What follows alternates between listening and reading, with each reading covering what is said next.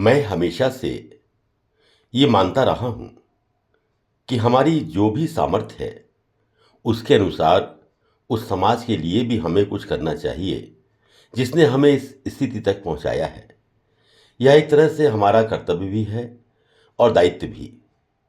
इसी विचार के तहत मैंने और मेरी धर्मपत्नी स्वर्गीय मालती अग्रवाल ने 25 सितंबर सन 2003 को अपने पिताजी की स्मृति में Shri Ram child welfare foundation की स्थापना की। मैं पूज्य पिताजी को न केवल अपना आदर्श मानता हूँ, वरन मेरे हृदय में उनके प्रति अथाह श्रद्धा, अप्रतिम सम्मान और अतुलित प्रेम है। उनका नाम और उनके आदर्श सदैव जीवित रहें और आने वाली पीढ़ी को प्रेरणा देते रहें, ये मेरा उनके प्रति कर्तव्य है।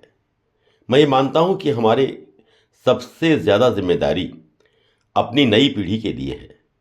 इसलिए मैंने ये फाउंडेशन बच्चों के लिए उनके विद्यार्थी जीवन में शिक्षा, स्वास्थ्य, न्यूट्रिशन और उनके सृजनात्मक विकास को समर्पित किया है। अक्सर लोगों के मन में ये सवाल उठता ही है और कभी कभी मुझसे पूछ भी बैठते हैं कि मैंने इस ट्रस्ट की स्थापना क्यों की। जीवन अपने आप में इतना गतिमान है कि संघर्षों से जूझते हुए आप कब और कहाँ और कैसे पहुँच जाते हैं ये आपको खुद पता नहीं लगता। लेकिन ये भी तय है कि बीच बीच में मन उनके प्रति आभार तो अनुभव करता ही है जो जाने अनजाने आपकी सहायता करते हैं या जिनके कार्यों से आपको अपने जीवन में आगे बढ़ने की प्रेरणा मिलती है।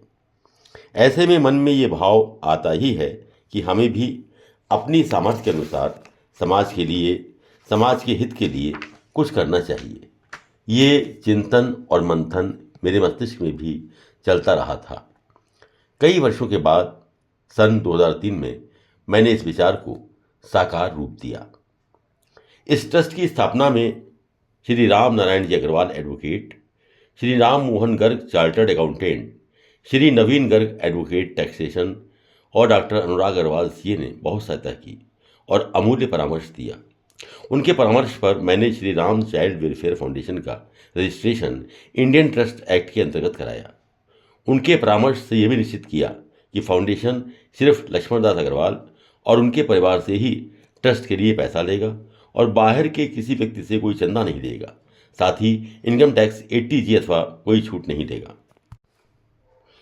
यह फाउंडेशन विद्यार्थियों की शिक्षा, स्वास्थ्य, पोषण और उनकी सृजनात्मक प्रतिभाओं को विकसित करने का ध्यान रखेगा। ये भी निश्चय किया गया कि आगरा के शीर्षस्थ महापुरुषों को इसका संरक्षक बनाया जाए, जिससे फाउंडेशन की गरिमा बढ़ेगी और संरक्षकों का दिशा निर्देशन और परामर्श भी इसे प्राप्त होगा। 25 सितंबर 2003 को इस Shri Ram child welfare foundation ने अपना मूर्त रूप ले लिया।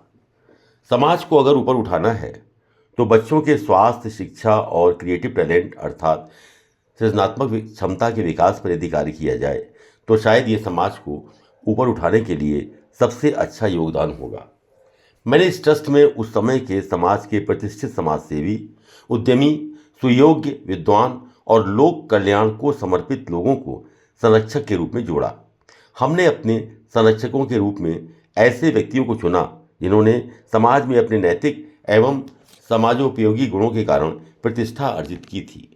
डॉक्टर RS पारिक, जो आज विश्व स्तर के होम्योपैथिक विशेषज्ञ चिकित्सक माने जाते हैं और जिन्हें भारत सरकार ने पद्मश्री से अलंकृत किया है, किंतु जिन्होंने प्रारंभिक काल में साइकिल पर चलकर चिकित्सा कार्य शुरू किया और अपने श्रम, लगन और समर्पण के बल पर इस मुकाम तक पहुंचे, फाउंडेशन के 2003 से संरक्षक हैं। श्री MC गुप्ता, जो आज एक जाने माने फिजिशियन हैं, जिनकी विनम्रता, कार्यकुशलता, सहृदयता का पूरा आगरा समाज कायल है और उनका सम्मान करता है। डॉक्टर RP मंगल, जो वन बंधु परिषद के 20 वर्ष तक अध्यक्ष रहे और एकल विद्यालयों के लिए बहुत काम किया। पूर्व लाइन गवर्नर श्री के पालीवाल, जो national chamber of industries and commerce UP Agra के कई बार अध्यक्ष रहे। स्वर्गीय शिवराज भार्गव, जो रोटरी क्लब के गवर्नर रहे। स्वर्गीय श्री भगवान अग्रवाल, जो रामलीला कमेटी आगरा के आजन्म महामंत्री रहे। दानवीर समाजसेवी श्री राम शरण मित्तल, जो हेल्प आगरा सहित कई संस्थाओं के अध्यक्ष हैं, एवं डॉक्टर J.K. पाठक, जो आगरा कॉलेज के लॉ के हेड ऑफ द डिपार्टमेंट और उत्तर प्रदेश की बार काउंसिल के चेयरमैन रहे। हमने एक ड्राइंग एंड पेंटिंग कमेटी की स्थापना की और आगरा के 5 डिग्री कॉलेजों को जोड़ा, जहां ग्रेजुएट और पोस्ट ग्रेजुएट लेवल पर ड्राइंग तथा पेंटिंग एक विषय के रूप में पढ़ाया जाता था। उन कॉलेजेस के विभाग प्रमुख और एसोसिएट प्रोफेसरों से संपर्क किया। सभी ने सहर्ष सहयोग का आश्वासन दिया और वे सभी इसके सदस्य बन गए। इसकी चेयरपर्सन विख्यात चित्रकार बैकुंठी देवी कन्या महाविद्यालय की कला संकाय की पूर्व विभाग प्रमुख और ललित कला संस्थान की पूर्व निदेशक डॉक्टर सरोज भार्गव। अब हालांकि दोनों संस्थाओं से उन्होंने अवकाश प्राप्त कर लिया है, लेकिन स्वतंत्र चित्रकार और कला निर्देशक के रूप में वे आज भी सक्रिय हैं। उनको बनाया गया। हमारे लिए गर्व की बात यह है कि वे आज भी हमारे आग्रह पर इस जिम्मेदारी को सहर्ष निभा रही हैं। संगीत और अन्य क्रिएटिव टैलेंट्स के लिए Dayalbagh educational institute of deemed university की संगीत विभागाध्यक्ष डॉक्टर सुभद्रा सत्संगी को अध्यक्षता का भार सौंपा गया और फिरोजाबाद से अंशु जैन, आगरा से रचना गुप्ता और डॉक्टर रेखा कक्कड़ को सहयोगी बनाया गया। फ्रेंड्स ऑफ फाउंडेशन के रूप में रोटरी के सदस्य, कुछ डॉक्टर्स, कुछ समाजसेवी और कुछ ऐसे उत्साही लोगों को जोड़ा गया जो मेरे से परिचित थे और जो समाज के कल्याण के लिए कार्य करना चाहते थे। प्रारंभ में हमने सोचा कि बच्चों को जिनके पास साधन नहीं है उन्हें आगे पढ़ाई करने के लिए स्कॉलरशिप दी जाए। कुछ समय तक हमने ये योजना जारी रखी, लेकिन बाद में अनुभव हुआ कि इस तरह की व्यवस्था में हमारे ही परिचय क्षेत्र के लोग जब उन्हें पता लगता है कि कहीं से मुफ्त की सहायता मिल रही है तो वे अपने परिचितों की सिफारिश करते हैं और तब जो वास्तविक अधिकारी हैं इस सहायता के, उन तक सहायता पहुंच ही नहीं पाती है। तब हमने कुछ समय बाद इस तरफ से हाथ रोक लिया और फिर सोचा ये गया कि हम इस व्यवस्था को और भी सिस्टमेटिक बनाएं तो शायद बेहतर परिणाम आ सकते हैं। हमने 14 सरस्वती विद्या मंदिर चुने और उनके प्रधानाचार्यों को संपर्क कर उन्हें विश्वास में लिया और कहा कि वे अपने स्कूल से 2 सुपात्र बच्चों का चयन करें जिन्हें हम आगे पढ़ाई जारी रखने के लिए छात्रवृत्ति देंगे। हमारे संरक्षक मंडल ने भी अपनी ओर से कुछ बच्चों को छात्रवृत्ति दी।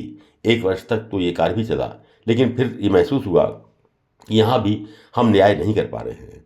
तब इस विचार को त्याग दिया गया।